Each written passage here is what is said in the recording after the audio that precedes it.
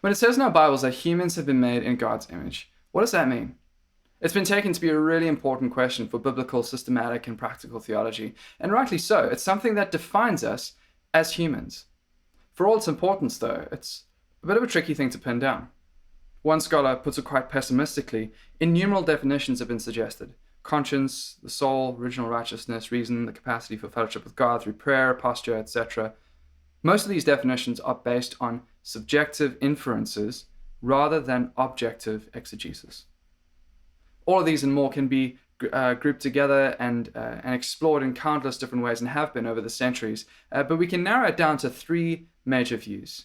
The substantive view, which is what we're going to be looking at today, the relational view, and the vocational view. Down the line, we'll see how these three views actually come together to give us a fuller picture of what it means to be made in God's image. The gist of the substantive view is that what makes us to be God's image bearers is some feature of human substance. It's something about human nature, something about what we are as humans that reflects something of what God is like. Let's begin by looking at those all-important verses in Genesis 1. On the sixth day of creation, God creates a whole lot of different animals, all according to their kinds. But then he creates humans, the pinnacle of his creation, according to his kind. Then God said, "Let us make humanity in our image, in our likeness, so that they may rule over the fish of the sea, and the birds in the sky, and the livestock, and all the wild animals, and over all the creatures that move along the ground." The difference between humans and other animals is that humans are made in God's image.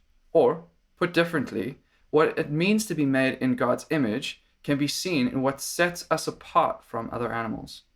John Calvin would seem to agree. It seems that we don't have a full definition of image if we do not see more plainly those faculties in which man excels, and in which he ought to be thought the reflection of God's glory. The question then is, what sets us apart from other animals? Closely related to this is another question: what does it mean to be human? What essentially is human nature? To answer these questions, we're first going to need to work out what some of the building blocks are, and we'll do that by seeing how philosophy can help us, mainly the philosophy of Aristotle and Aquinas. Then we'll see how this squares with what the Bible teaches. If this seems like a bit of a strange way to go, using philosophy in our work in systematic theology, then I'd recommend you go back to our first module in systematic theology called Know Thy Maker, where we think about this in the first lesson.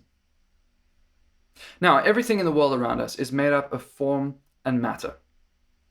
Loosely, we might think of the form as what a thing is, and the matter, what a thing is made of. Take a house, for instance. House is the form, or houseness. The bricks and the cement are the matter. The form is what makes something to be the sort of thing that it is. It's what makes the bricks and the cement to be a house rather than, say, a pizza oven. And the matter is what is made into that something. So the bricks and the cement are made into a house. What the form does then is to put that thing into a category, grouping it together with other things like it. When I say house, you know what I mean. You have some concept of what house means, or what houseness is. That's because of its form. But to move from houseness in general to this house in particular, we need matter. The matter is what makes it concrete. It's what individuates it, makes it this house rather than just houseness in general. So the form categorizes something. It also organizes it.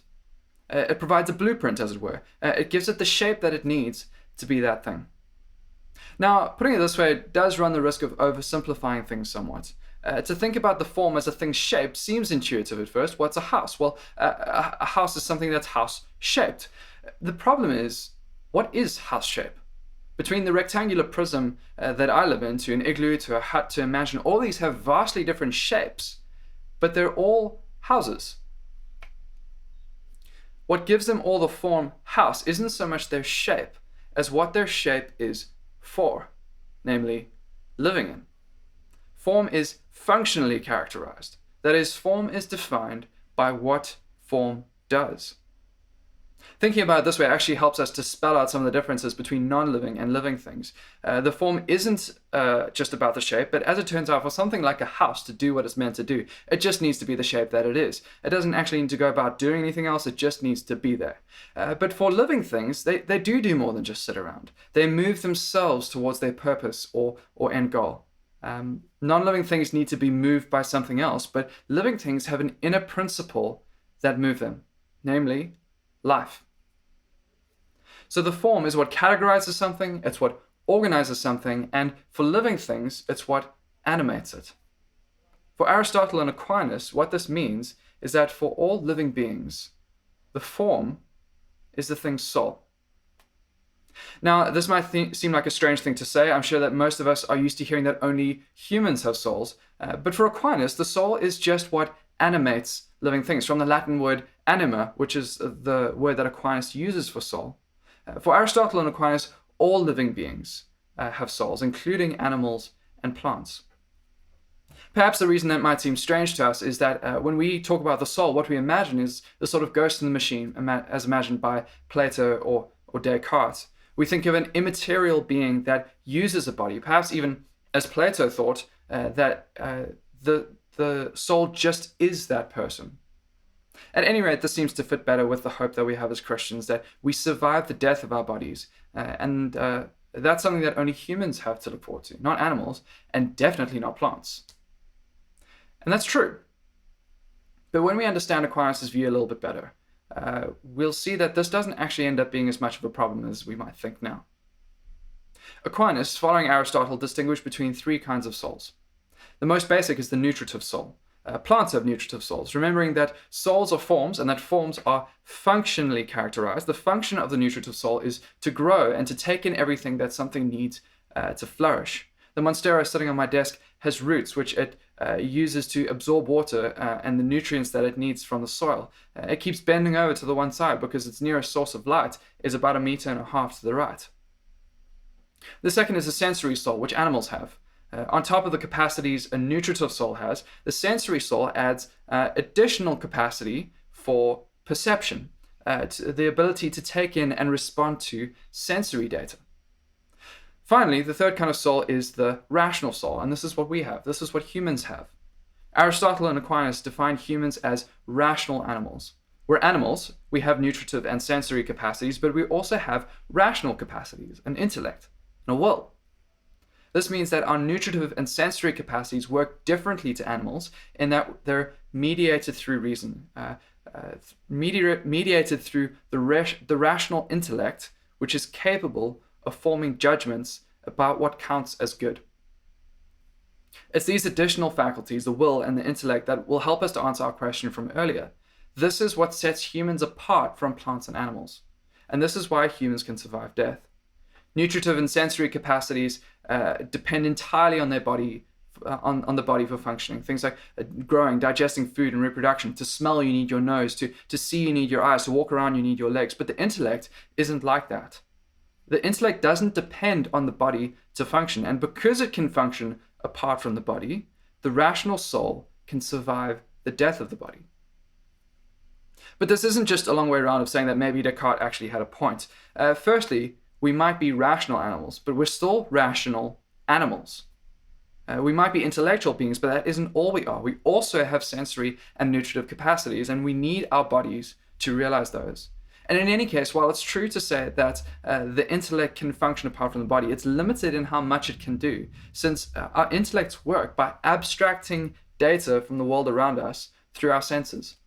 As one writer puts it, Aquinas thinks there's something misleading about attributing cognitive functions to just the soul itself. Rather, even such higher cognitive functions as understanding are to be attributed to the whole material composite that is the human being. And so, secondly, let's remember that we're composites of soul and body, which is just to say that, like pretty much everything else in the world around us, we're composites of matter and form. The soul is the form of the body, and the body is what individuates the soul. When you were created, your body and your soul were made together to form you, and you experience life differently from everybody else. taking in different things, both through our sensory and intellective capacities. And this goes further to make you your own person.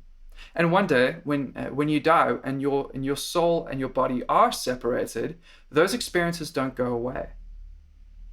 The soul retains knowledge, experiential memory, and the blueprint for a particular body.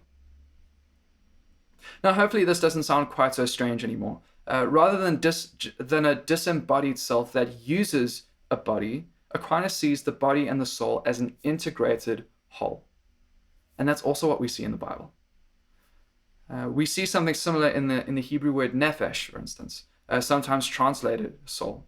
We might think of the Shema in Deuteronomy 6. You shall love Yahweh your God with all your heart and with all your nephesh, your soul. Nephesh can have a variety of meanings, from neck or throat to the desire or for somebody's life. But what's probably meant here in Deuteronomy 6 is a reference to the whole self as a person. What it definitely doesn't mean in Deuteronomy is the ghost in the machine imagined by Descartes or Plato. Now, in the time leading up to the 1st century, which is when the New Testament was written, there was a change in tide. A number of philosophers, though not all, made a harder split between the immaterial and the material, between the soul and the body. Perhaps then, this is something we might expect to see come out in the New Testament, especially in its biggest contributor, the Apostle Paul. But although Paul no doubt drew from Greek thought where he found it helpful to make this point, it's far more likely that as his base worldview, he thought of something closer to nephesh. One scholar summarizes Paul's view this way: because of their interpenetration, the soul is the animation of the body, and the body is the incarnation of the soul. The soul has a body, and the body has a soul, and man as a whole is both a psychophysical unity. Where then does that leave us? Well, we began by asking two related questions. The first is, what does it mean to be human?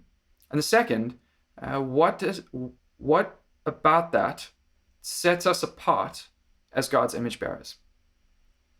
We've seen that humans are essentially rational animals, and for that reason, Augustine, Aquinas, and many others through church history have maintained that what sets us apart as God's image bearers is that we're intellectual beings. Much more could be said, and much more will be said in our discussion videos, so keep an eye out for those. But for now, this is what we mean when we talk about the substantive view of being made in God's image. As thinking beings, humans are set apart from the rest of God's creation as image bearers, which, as rational animals, is a feature that's essential to our natures.